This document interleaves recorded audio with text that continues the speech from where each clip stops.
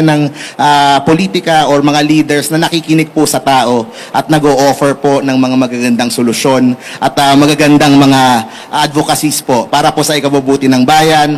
So ako po ay bagong muka, bagong style. Tayo po ay lumaki na sa age ng social media.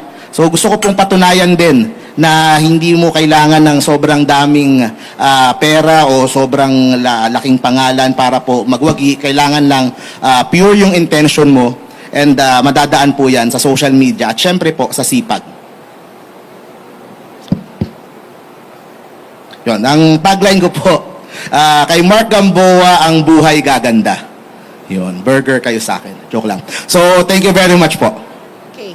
Question from the media? Meron po? Hello.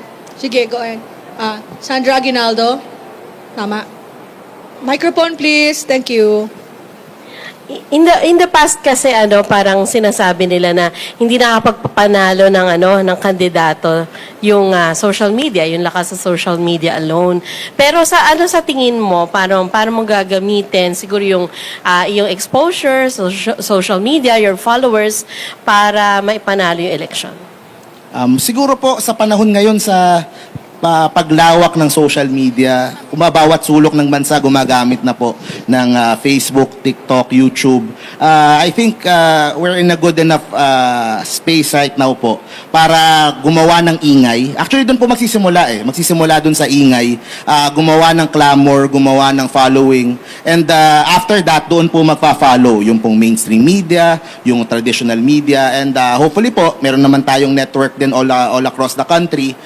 Doon po pumasok din para tayo po ay magkaroon ng maganda-gandang laban at tsansa na makapasok po sa Senado. Okay. Meron po pong tanong. Yeah, go ahead, Iha. Hi, sir. Sir, any specific bills that you have in mind kapag nanalo po kayo sa Senate? So marami po tayong mga iba't ibang mga advocacy at mga pinaglalaban nasa YouTube po natin sa Models of Manila TV.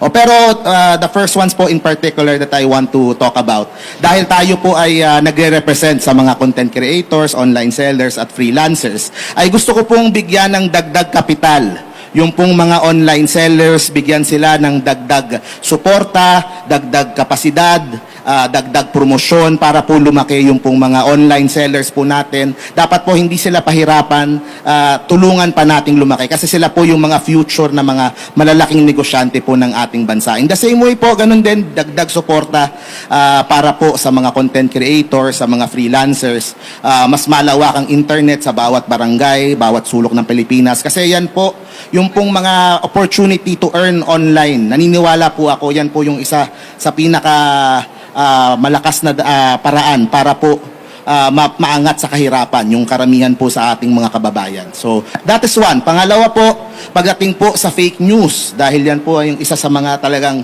nagiging problema po natin sa social media. So, gusto ko pong magtatag ng isang fake news na monitoring office. 24/7 siya. Ang gagawin lang po niya, mag-monitor, magbantay, tapos pag meron pong mga makitang mga fake news, pwede po niyang imbestigahan, i-report sa Facebook, i-report sa YouTube. Kung talagang grabe na po yung ginagawang pagpakalat ng fake news, pwede po niyang i-report sa NBI. Pero kailangan lang po kasi merong nagbabantay sa fake news. Merong masusumbungan yung mga tao na ito nagpapakalat ng fake news, nagpapakalat ng malisyosong mga post o mga AI na kung anuman. So, kailangan po merong opisina na ganun. Pangatlo, pangarap ko din po magkaroon ng Philippine ICT High School. Okay, so siya po, lahat ng mga matatalino nating estudyante, pagdating po sa technology sector, so we could develop yung mga software engineers, para hindi lang po tayo nako-consume ng mga social media, tayo na din po yung magiging mga, una po, mga empleyado ng mga Microsoft, Google, Facebook, and yung mga technology companies. But in the future, hopefully, sila din po yung mga maging tech entrepreneurs natin para lumaki po yung technology sector natin. And lastly, gusto ko pong gumawa ng isang national social media plan. Mga gagamitin po natin yung pong mga social media to promote yung pong ating Philippine tourism, Philippine companies, Philippine brands, so Philippine artists. We could promote them around the world. Ang naisip ko po, for example, mga artists like Beanie, SB19, pwede po natin silang, pwede natin gamitin yung pong social media. The government could support para po mas makilala yung mga artists po natin sa ibang parte ng mundo. Similar po nung sa ginawa sa Korea, di ba? Yung mga K-pop nila and K-drama nila. So naniniwala po ako kung ma-utilize ng maayos, social media could be a great tool to promote everything that's wonderful about the Philippines. And lastly, ma'am, siguro po, gusto ko na lang ding sabihin, gusto ko pong magtulay.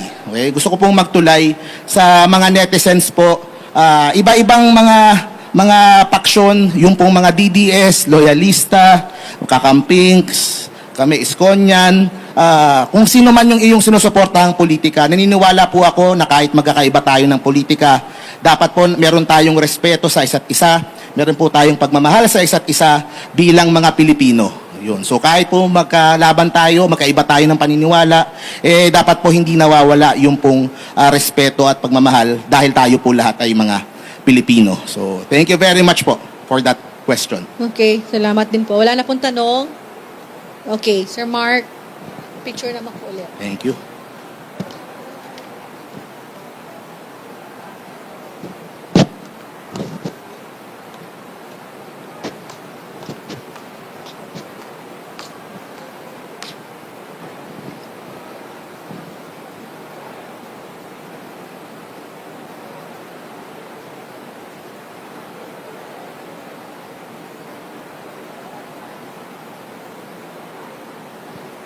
Okay, salamat po Sir Mark. Dito na po tayo, sir.